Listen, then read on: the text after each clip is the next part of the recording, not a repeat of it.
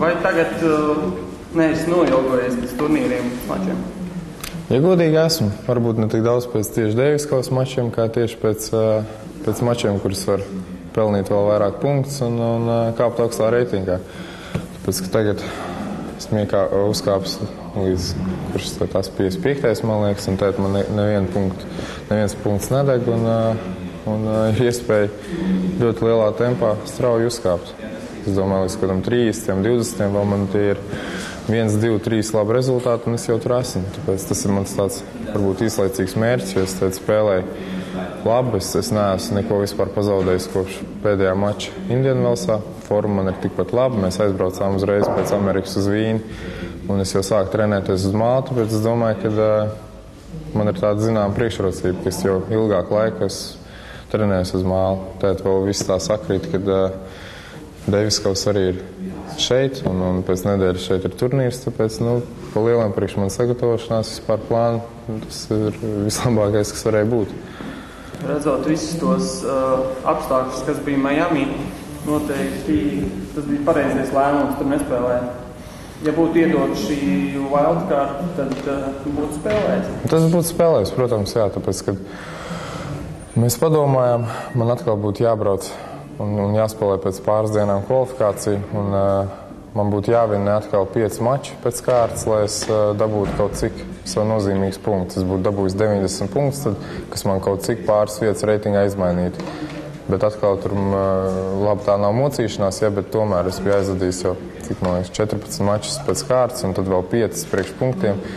Tad brīdī es runāju ar treneru, un mēs tā kā maču pieredzi man tad brīdī nevajadzēja. Dēļ punktiem testies un atkal spēlēt un mocīt sev arī nebija īsti jēga. Tāpēc es biju nostabilizējies jau 50, kur tur vietu. Monte Carlo es ceru, es tikšu pamatā. Es esmu 3. ārā no pamaturnīra. Parasti atsakās. Jā, un tāpēc nebija īsti jēga mocīties. Par to, ka mačs šeit nenotiks centrālajā kortā, bet bišķiņ grūtāk, kā tu uz to rēģē? Dziļi vienalga, uz kuru kortu mēs spēlējam. Visi korti būtībā ir vienlīdz labi, visos apstākļu, teiksim, segums.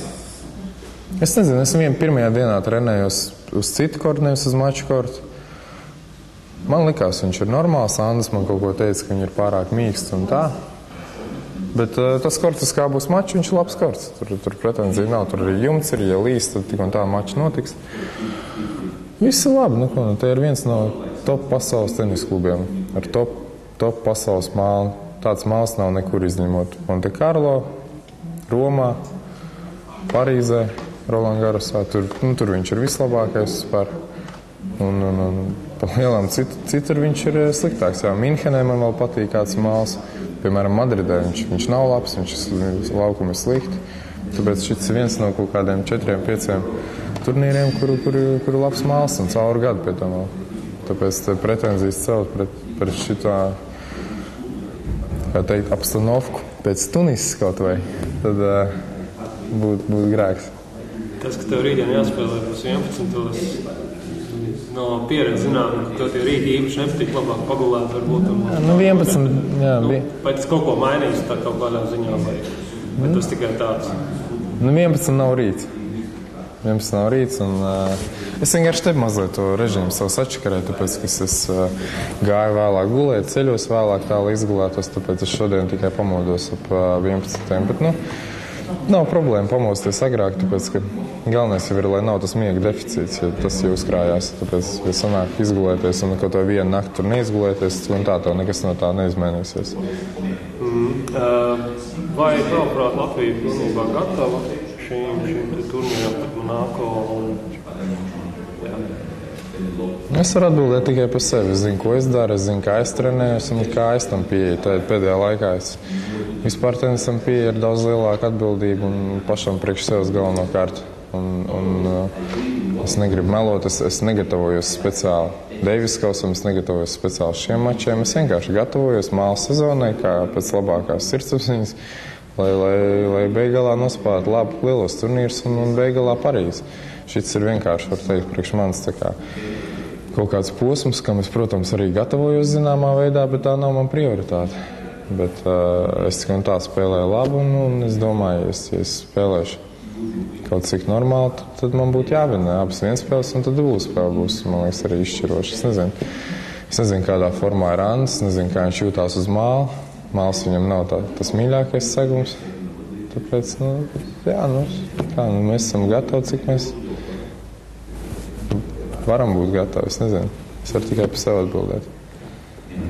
Treniņā vismaz vakar patrenējies austriešu spēlētāju Dominiku Tīmu. Tas ir spēcīgāk, otrais spēcīgāk ir Ginteram Resnikam aiz tevis audzētnis, ko viņš šobrīd strādā. Es domāju, tur ir pāris čaļi, kas ir apmēram vienā līmenī ar Dominiku, kas ir vienreiz viens vinnē, vienreiz otrs vinnē, bet Dominiks, es domāju, ir visperspektīvākais. Es domāju, ja viņam viss būs labi un nebūs traumu un viņš nesies sviestā, kas austriešiem varbūt ir raksturīgi, nav, es nezinu. Bet viņš tāds mierīgs čalis ir, viņš labi trenējās, viņš strādā labi un tāpēc es domāju, ka simtniekā viņš noteikti būs un tad jau kā redzēs. Man ar viņu patīk trenēties, manam trenerim tur akadēmija ir tāda diezgan laba dzelžaina disciplīna, tīpaši pret tiem jaunajiem, tāpēc, ka, to, ko viņš viņam saka, to viņi dara. Un man tas ir baigi labi, tāpēc, ka, man sanāk baigi labie spariņu treniņi. Principā Dominiks dara tikai un vienīgi strādā treniņā priekš manis. Viņš sit man tādas bumbas, kāds man vajag, un tādā veidā mēs trenējamies. Tāpēc es vairāk ar viņu šeit trenējos nekā ar Andu, tāpēc, ka, ja es trenētos ar Andu, tad es vienkārši viņam izčakarētu visu ritmu un labāk, lai mēs gatavojamies katrs pa savam. Un par to gatavošanos arī nevajag iespringt. Tas nav tā, ka tu atbrauc uz Deiviskaus un tu pa nedēļu sagatavosies un pieies optimāli formai. Tu visu gadu strādā priekš kaut kā, tu visu gadu spēlē un piemēram, es jau to esmu, man liekas, teicis, bet kādās lielās komandās, zinu, Krievijā, tur vispār atbrauc viņi uz Deiviskaus, katrs dara, ko viņi grib. Viens grib trenēties 5 stundas dienā, viņš trenējās 5 stundas dienā, viens grib trenēties pusstundu un spēlēt golfu visu dienu, viņš to dara. Tāpēc, ka visi ir pieauguši cilvēki, katrs zina, kas viņiem jādara, lai labi spēlētu un labi justos. Un tomēr tā sezona ir gara, un tāpēc gribās šo Deiviskaus nedēļu mierīgākā atmosfērā vienmēr. Draudzīgā, mierīgā, foršā atmosfērā, kad satiec kaut vai cilvēks, ko tu neredzi visu pārējo gadu. Tāpēc tam tā pozitīvāk jāpieiet. Man vēl kā noteikti ir tā vieta, kur to pozitīvāk var visi kopā izjust. Jā, droši vien, tad 3 ielas ir, kur turpat pēc staigāt caurām dienām. Nespēlēsim centrālajā kortā, kad pats to uzzināji?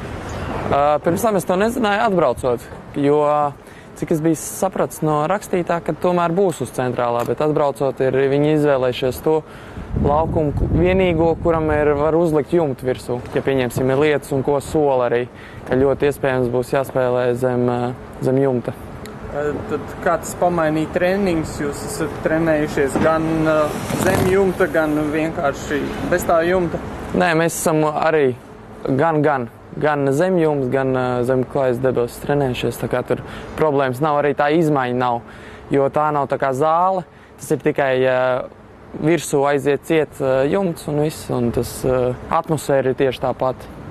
Pagājušajā nedēļā teica, ka visi čaļi patrenējušies jau uz māla, tagad noteikti visus es redzēju klātienē, kā visi jūtās, visi veseli, nav nekāda mikrotraumas nevienam. Ne, viss jūtās ļoti labi. Ernests ir jau trenējies jau ilgāku laiku uz kleja. Tā kā viņš spēlē labi. Andis arī trenējās Prāgā. Un Poģis redzēja pats Horvātijā, kur es arī pats biju. Kā kopumā apstākļi un kā tev kā kapteinim liekas, kā Monako izturas pret šo Deiviskausu? Te nevar salīdzināt ar Tunisiju. Šeit protams, ir patīkami atbraukt. Mums ir tādā ziņā paveicies. Gan spēka ziņā, kad mēs esam atbraukuši kā favorīti, gan apstākļu ziņā viņi par mums rūpējās. Viss ir saorganizēts tiešām augstā līmenī.